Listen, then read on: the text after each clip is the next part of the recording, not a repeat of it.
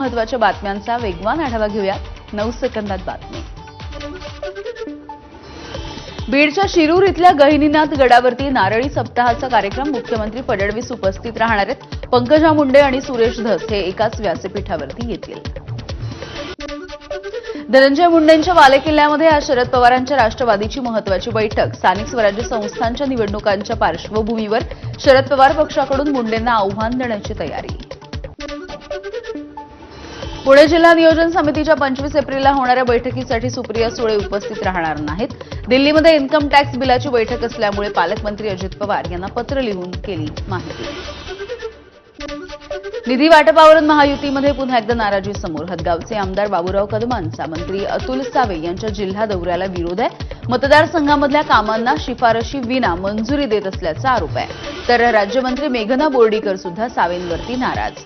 लवकरच भाजपचे नवे जिल्हाध्यक्ष निवडले जातील। जिल्हाध्यक्ष निवडीसाठी भाजपकडून 24 पर्यवेक्षकांची नेमणूक। 24 पर्यवेक्षक प्रत्येक जिल्ह्यामध्ये जाऊन आढावा घेतील। भंडाऱ्यामध्ये नाना पटोलेंच्या उपस्थितीमध्ये काँग्रेस कार्यकर्त्यांचा मेळावा। महिलांना केवळ निवेदन किंवा मोर्चे काढण्यासाठी न वापरता त्यांना आर्थिकदृष्ट्या बळकट करण्याची गरज आहे। कार्यकर्त्यांनी पटोलेंच्या समोर व्यक्त केली भावना। राज ठाकरेंच्या विरोधामध्ये वकील गुणरत्न सदावर्ते यांची पोलिसांमध्ये तक्रार।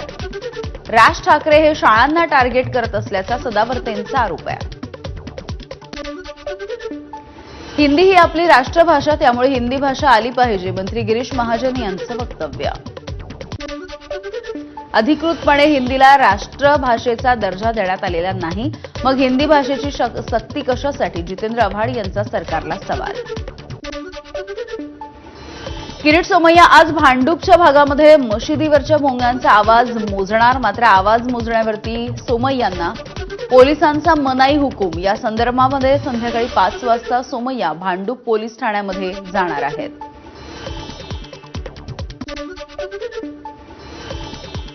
आणि आताची एक मोठी बातमी आहे, ती म्हणजे मध्य रेल्वेची वाहतूक सध्या विस्कळीत झाली आहे। मध्य रेल्वेची कल्याण ते कसारा या दरम्यानची मुंबईच्या दिशेने येणारी ही वाहतूक जी आहे ती सध्या ठप्प झाल्याचं कळतंय। वेगवेगळ्या स्थानकांमध्ये मुंबईकडे येणाऱ्या 6 लोकल आणि एक्सप्रेस या रखडल्यात। अगदी सकाळच्या वेळेला मुंबईकर चाकरमानी हे कामावरती जाण्याच्या धावपळीत असतात आणि अगदी सकाळच्या वेळेलाच मध्य रेल्वेची ही वाहतूक विस्कळीत झाली आहे। त्यामुळे अर्थातच नोकरदार मुंबईकरांना मोठा फटका बसतोय। मध्य रेल्वेची वाहतूक सध्या कल्याण ते कसारा दरम्यानची विस्कळीत झाल्याचं कळतंय आणि मुंबईच्या दिशेने येणारी म्हणजे सीएसटीच्या दिशेने जाणारी ही वाहतूक जी आहे ती ठप्प झाली आहे। वेगवेगळ्या स्थानकांमध्ये आता या लोकल रखडल्यात। अक्षय भाटकर आमचे प्रतिनिधी माहिती देतात। अक्षय, काय झालंय नेमकं? वाहतूक विस्कळीत होण्यामागचं कारण काय आहे आणि किती वेळामध्ये सुरळीत होईल या संदर्भात काही कळू शकलंय का?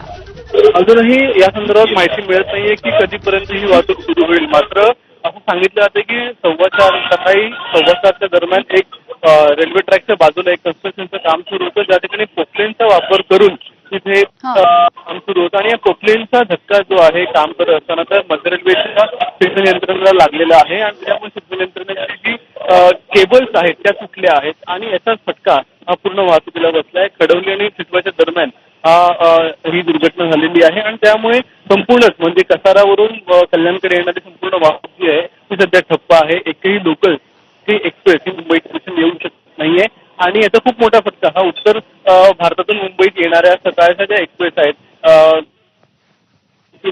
बिहार पंजाबवरून येणाऱ्या त्या सगळ्या एक्सप्रेसला याचा खूप मोठा फटका बसलेला आहे आणि अजूनही काम सुरू आहे। ते कधीपर्यंत पूर्ण होईल याची माहिती मिळत नाहीये। मात्र याच्यामुळे खूप मोठ्या प्रमाणात लोक जी आहेत प्रवासी जे आहेत वेगवेगळ्या स्थानकांमध्ये सध्या अगदी आमचे प्रतिनिधी अक्षय भाटकर आपल्याला ही माहिती देत आहेत। मध्य रेल्वेची वाहतूक ही विस्कळीत झालेली आहे। रेल्वे ट्रॅकच्या नजीक एक बांधकाम सुरू होतं आणि त्याचाच काहीसा धक्का, तिथल्या पोकलेनचा धक्का एका सिग्नलला बसल्यामुळे ती वाहतूक विस्कळीत झाल्याचं कळतंय।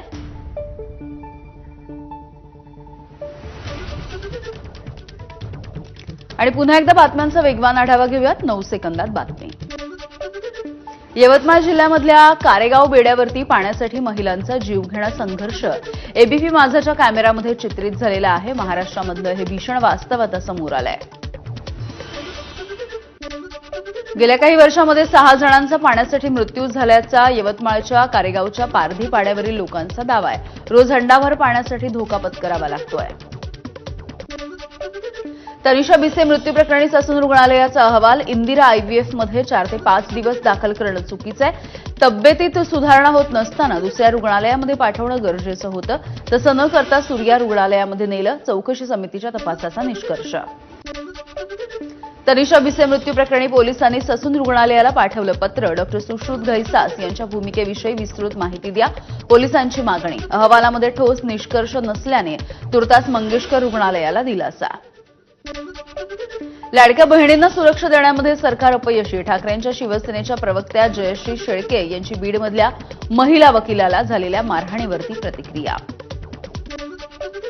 पालकमंत्र्यांनी बीडसाठी वेळ द्यावा, अन्यथा राजीनामा द्यावा. अॅडव्होकेट ज्ञानेश्वरी यांना झालेल्या मारहाणीच्या प्रकरणी आरोपींवरती मकोकासारखी कारवाई करा, दीपक केदार यांची मागणी.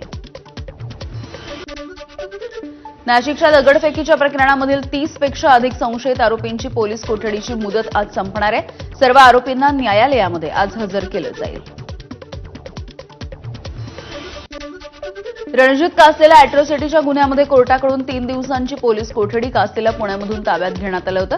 तर कासल्याने सोशल मीडियावरती टाकलेल्या व्हिडिओची सुद्धा आता चौकशी होणार आहे. बोगस शिक्षक भरती घोटाळ्याची एसआयटीच्या मार्फत चौकशी करा, मनसेच्या शिक्षक सेलची मागणी. या प्रकरणी शिक्षण उपसंचालक उल्हास नरड याच्यासह 6 आरोपींना अटक. मात्र याची व्याप्ती राज्यभरामध्ये असल्यामुळे चौकशी करायची मागणी. आजपासून अभियांत्रिकीची प्रवेश प्रक्रिया सुरू होतीये. पीसीएम गटामधून 4 लाखांपेक्षा अधिक विद्यार्थ्यांची नोंद आहे. ही परीक्षा 181 केंद्रांवरती होईल. मुंबईतील कुर्ला नेहरू नगर एसटी डेपोमध्ये भंगार गाड्या अजूनही पडून आहेत. भंगार गाड्यांच्या आसपास दारूच्या बाटल्या, स्त्री पुरुषांचे कपडे. 15 एप्रिलच्या आत डेपोमधल्या या भंगार गाड्या हटवण्याच्या घोषणेचा सरकारला विसर पडल्याची शंका आहे. एव्हीपी माझाने कुर्ला एसटी डेपोचा रियालिटी चेक केल्याच्या नंतर एसटी प्रशासनाने आरटीओकडे जबाबदारी ढकलून दिली आहे. भंगारातल्या गाड्यांच्या संदर्भात वारंवार आरटीओला माहिती दिल्याचं एसटी प्रशासनाचं म्हणणं आहे. पश्चिम रेल्वेच्या मुंबई सेंट्रल विभागामधील चर्चगेट ते मरीन लाईन्स या स्थानकांच्या दरम्यान रात्रकालीन ब्लॉकमुळे काही लोकल रद्द करण्यात येणार असून काही लोकल मुंबई सेंट्रल रेल्वे स्थानकांपर्यंत चालवल्या जातील. दिवा ते मुंब्राच्या दरम्यान पायाभूत सुविधांच्या उभारणीसाठी उद्या आणि मंगळवारी विशेष ब्लॉक आहे. दिवा ते मुंब्राच्या दरम्यान अप मार्गावरती उद्या रात्री 1 ते पहाटे 5 वाजेपर्यंत ब्लॉक असेल. बदलापूर स्थानकावरती कुंपण घालण्याच्या कामासाठी आणि कायमस्वरूपी प्लॅटफॉर्म क्रमांक बदलण्यासाठी आज रात्री ब्लॉक आहे. दरम्यान अप आणि डाऊन मुख्य मार्गिका प्रभावित राहणार नाही. मध्य रेल्वे मार्गावरती उद्या सीएसएमटी ते विद्याविहारच्या दरम्यान 5 तासांचा मेगा ब्लॉक आहे. सकाळी 11 ते संध्याकाळी 4 वाजेपर्यंत ब्लॉक असेल. मध्य रेल्वेकडून फलाट तिकीट विक्रीवर 15 मे पर्यंत निर्बंध. शाळा महाविद्यालयांना उन्हाळ्याची सुट्टी पडली आहे. नियमित प्रवाशांमध्ये बाहेरगावी जाणाऱ्यांची संख्या वाढतेय. गर्दीच्या नियोजनासाठी मध्य रेल्वेचा निर्णय आहे. पश्चिम रेल्वेच्या दादर स्थानकामधील फलाट क्रमांक 4 वरील पादचारी पूल बंद. दुरुस्तीच्या कामानिमित्त पादचारी पुलाच्या जिन्याच्या पायऱ्या 30 एप्रिलपर्यंत बंद असतील. कर्नाक पूल 7 जूनपर्यंत सेवेत असेल. कर्नाक उड्डाणपुलाला तडे गेल्यामुळे पूल बंद करण्यात आला होता. नवीन पूल 70 मीटर लांब असून 26.5 मीटर रुंदीचा हा असेल. 42 कोटी रुपये खर्च करून या उड्डाणपुलाची उभारणी झाली आहे. आजपासून विरार ते पालघर रोरो सेवा सुरू. या सेवेमध्ये प्रवाशांच्या वेळेत बचत होणार आहे. विरार मरंबळपाडा ते खारवाडेश्री या दरम्यान ही रोरो सेवा सुरू राहील. ठाणे महानगरपालिकेच्या क्षेत्रामध्ये आज कमी दाबानं पाणीपुरवठा होणार आहे. स्टेम प्राधिकरणाच्या जलवाहिनीच्या दुरुस्तीचं काम सध्या सुरू आहे. नंदुरबारच्या शहाद्यामधील समर्थनगर जलशुद्धीकरण केंद्रावरून दूषित पाणीपुरवठा सध्या होतोय. तर पाईपलाईनमध्ये शेवाळ असल्यामुळे पाण्याचा रंग बदलत असल्याचा पालिकेचा अजब असा दावा आहे. सोलापूरमधील प्रसिद्ध न्यूरोफिजिशियन डॉक्टर शिरीष वळसंकर यांनी स्वतःवरती गोळी झाडून आत्महत्या केली आहे. त्यांच्या आत्महत्येचं कारण अद्यापही अस्पष्ट आहे. यवतमाळमध्ये पुण्याहून चंद्रपूरकडे जाणाऱ्या DNR ट्रॅव्हल्सचा भीषण अपघात झालाय. अपघातामध्ये 8 ते 10 जण जखमी झाल्याची माहिती आहे. चालक हा दारूच्या नशेमध्ये असल्यामुळे हा अपघात झाल्याची माहिती आहे. भंडाऱ्यामधल्या तुमसर तालुक्यामधल्या साखळी गावाजवळ चारचाकीवरचं नियंत्रण सुटून अपघात झालाय. एका महिलेचा मृत्यू झालाय. 7 जण जखमी झालेत. ओव्हरटेक करण्याच्या प्रयत्नामध्ये चालकाचं नियंत्रण सुटलं. नाशिकच्या मनमाडमध्ये भर वस्तीमध्ये बिबट्याचा वावर बघायला मिळतोय. बदकाची शिकार करत असताना तो सीसीटीव्हीमध्ये कैद झालाय. बिबट्याला तातडीनं जेरबंद करण्याची मागणी होती आहे. गेल्या काही महिन्यांपासून टोमॅटोच्या दरामध्ये घसरण, उत्पादन खर्च सुद्धा निघत नसल्यामुळे शेतकरी चिंतेत. शेतामध्येच टोमॅटो सोडून देण्याची शेतकऱ्यांवरती वेळ आली आहे. हवामान बदलाचा फटका देशामधल्या साखर उद्योगाला बसतोय. गेल्या गळीत हंगामाच्या तुलनेमध्ये देशांतर्गत साखर उत्पादनामध्ये 60 लाख मेट्रिक टनाची घट होण्याची भीती आहे. सुमारे 24 ते 25 हजार कोटींचा आर्थिक फटका बसू शकतो. धाराशिवच्या आंतरवाली इथल्या भास्कर शिकेतोड या शेतकऱ्यानं मुलगा आणि सुनेची लग्नाची मिरवणूक थेट हेलिकॉप्टरनं काढली. या मिरवणुकीची सध्या चर्चा होतीये. मुंबईमध्ये पाण्याचा प्रश्न गंभीर. पाणी टंचाईवरून मुंबईमध्ये गरीब विरुद्ध श्रीमंत असा वाद. पाण्यासाठी मोर्चे काढून जाब विचारणार, आदित्य ठाकरेंचा इशारा. राज्यामध्ये विकास कामांसाठी 5 लाख झाडांची कत्तल होणार, आदित्य ठाकरेंचा आरोप आहे. भाजप महाराष्ट्राचं वाळवंट करणार, आदित्य ठाकरेंची टीका. मुंबईत पाण्यासाठीची आंदोलनं सुरूच ठेवण्याचा आदित्य ठाकरेंचा इशारा. मुंबईच्या विलेपार्ले पूर्व परिसरामध्ये दिगंबर जैन मंदिरावरती पालिकेची तोडक कारवाई. पालिकेच्या विरोधामध्ये विश्व हिंदू परिषद आणि जैन समाजाचा आज पालिकेवरती धडक मोर्चा. जैन मंदिरावरती कारवाई केलेल्या वॉर्ड ऑफिसरवरती निलंबनाची कारवाई करण्याची मागणी. गटारामधल्या पाण्याने धुतलेले ताडगोळे विकणाऱ्याचा व्हिडिओ समोर आलाय. रत्नागिरीच्या खेड शहरामधली घटना आहे. विक्रेत्याच्या विरोधात संतप्त नागरिकांनी पोलिसांमध्ये धाव घेतली आहे. पोलीस व्हॅनवरचं चालकाचं नियंत्रण सुटून अपघात झालेला आहे. व्हॅन थेट ग्रेनाईटच्या दुकानामध्ये शिरली. यामध्ये ग्रेनाईटच्या दुकानदाराचं हजारो रुपयांचं नुकसान झालं. मीरा रोडमध्ये पतीचा पत्नीवरती चाकू हल्ला. संपूर्ण घटना सीसीटीव्हीमध्ये कैद. पत्नी 6 महिन्यांपासून पतीपासून वेगळी राहत असल्यामुळे संतप्त पतीनं हे टोकाचं पाऊल उचललंय.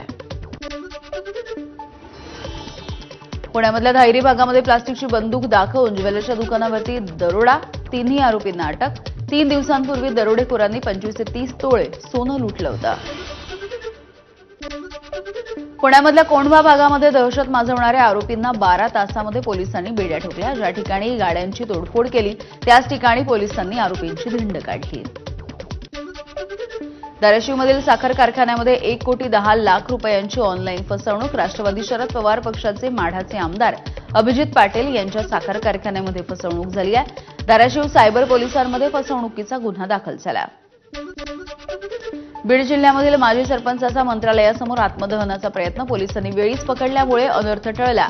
रोजगार हमी योजनेमधील कामाची चौकशी आणि दोषींवरती गुन्हा दाखल करण्याच्या मागणीसाठी आत्मदहनाचा प्रयत्न. घर बांधकामाच्या किरकोळ वादामधून आशा वर्करकडून एका गर्भवती महिलेला मारहाण करण्यात आली आहे. या महिलेच्या पोटावरती गुप्तांगांवरती तिने जबर मारहाण केली आहे. अमरावतीच्या चिखलदरा तालुक्यामधल्या डोमातली ही घटना आहे. विदर्भामधील अनेक भागांमध्ये तापमान 40 अंशांवर. अकोल्यामध्ये सर्वाधिक तापमान 44.2 अंश इतकी नोंद झाली आहे. पुढील 2 दिवस मराठवाडा आणि विदर्भामध्ये उन्हाचा चटका कायम राहण्याची शक्यता आहे. सोलापूरमध्ये यंदाच्या वर्षामधल्या सर्वाधिक तापमानाची नोंद. यंदाच्या मोसमामध्ये पहिल्यांदाच तापमान 43 अंशांच्या पार गेलंय. दिल्लीमध्ये आज काँग्रेसच्या महत्वाच्या नेत्यांची बैठक. राहुल गांधी आणि सोनिया गांधींवरती ईडीने केलेल्या कारवाईच्या विरोधात चर्चा करण्यात येणार असल्याची माहिती आहे. पंतप्रधान नरेंद्र मोदी यांनी एलॉन मस्क यांची भेट घेतली आहे. तंत्रज्ञान विषयामधल्या क्षेत्रामधल्या प्रगतीच्या संदर्भात आणि विकासाच्या संदर्भात या दोघांमध्ये चर्चा झाली आहे.